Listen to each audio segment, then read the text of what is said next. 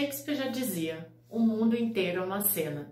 Nessa semana, o presidente Jair Bolsonaro tem declarado que a sua imagem ruim no exterior é porque toda a imprensa é de esquerda. Será que é verdade?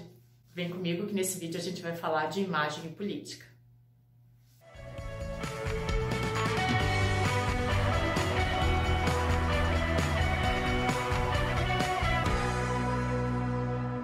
Oi, gente!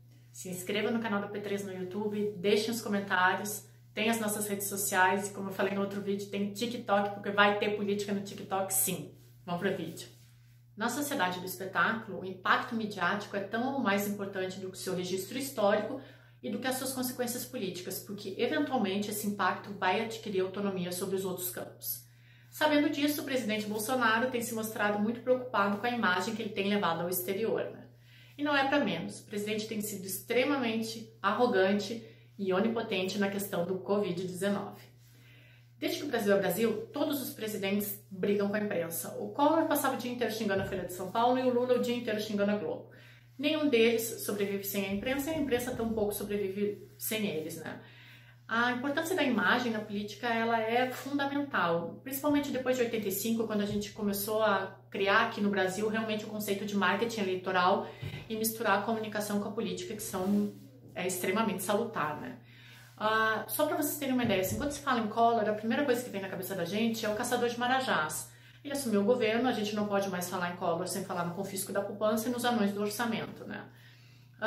Vamos um pouquinho mais adiante ali, o Fernando Henrique Cardoso, né? Quando a gente fala em Fernando Henrique Cardoso, a primeira coisa que vem à mente da gente é o Plano Real. Foi no governo Fernando Henrique Cardoso que a gente viu os movimentos do campo extremamente violentos. O Fernando Henrique Cardoso nunca foi um presidente que empolgou as massas, era um intelectual no comando do Brasil. O Lula, talvez, tenha sido um dos nossos presidentes que teve maior mudança de imagem, né?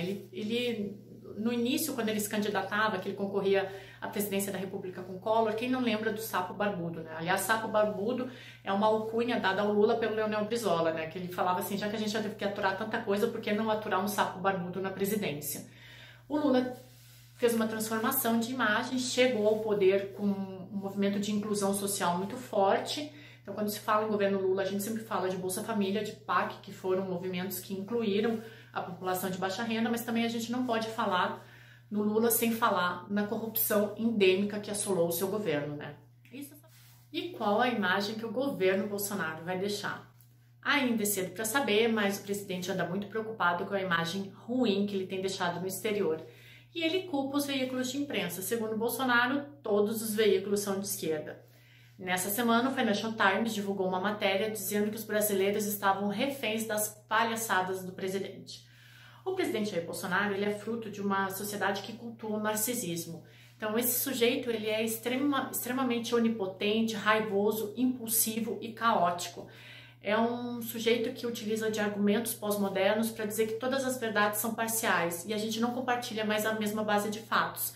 Segundo Barack Obama, não compartilhar a mesma base de fatos e cada um criando a sua própria verdade é um dos maiores perigos para a democracia. É a ideia de credibilidade substituindo a ideia de verdade. O Bolsonaro trabalha muito bem com isso, né? Então, não é se acontecer um fato, mas vale a pena acreditar nesse fato?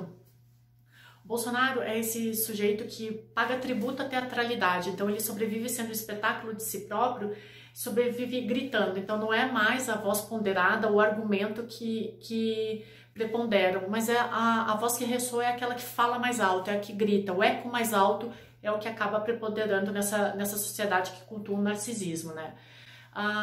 Apesar do que todo mundo pensa, depois da divulgação do vídeo ministerial na sexta-feira, a base do bolsonarismo não aumentou. Alguns estudos bem recentes e algumas análises de dados demonstraram que o Bolsonaro segue falando para aqueles 25% que apoiam, para sua ala mais radical. Mas esses 25% ficaram extremamente incendiados com o vídeo que foi divulgado. O Bolsonaro é um sujeito que vai sempre permanecer pela teatralidade. Ele não tem o argumento, não tem a retórica e muito menos o embasamento técnico. Mas ele fala para esse percentual da população que não quer o argumento ponderado, eles querem acreditar naquilo que é melhor para eles. Então são sujeitos que vivem nas suas bolhas, relativizam a verdade e acreditam naquilo ali. Humberto Eco fala que as características do fascismo são um forte apego à tradição, essa pessoa ela rechaça o modernismo, ela é misógina, racista e tem na xenofobia um dos seus aspectos. Então, Bolsonaro possui muitas dessas características que Humberto Eco impõe como fascistas. Eu já falei nisso no outro vídeo, o Bolsonaro ainda não é um fascista porque, para ser um fascista, segundo a história, tem que existir uma ditadura. A gente ainda não está vivendo nesse momento, mas a gente tem esses elementos. Então, a gente não pode dizer a imagem que o governo Bolsonaro vai deixar, mas algumas características extremamente caóticas e impulsivas, com certeza isso fica para a história, né? Eu espero que haja um hecatombe e isso mude, mas é um pouco difícil, né? Não é isso, gente. Espero que vocês tenham gostado do vídeo. Não há imagens que constroem a história e a história constrói as imagens. Vamos ver o que vai ficar desse governo, né? Até a próxima.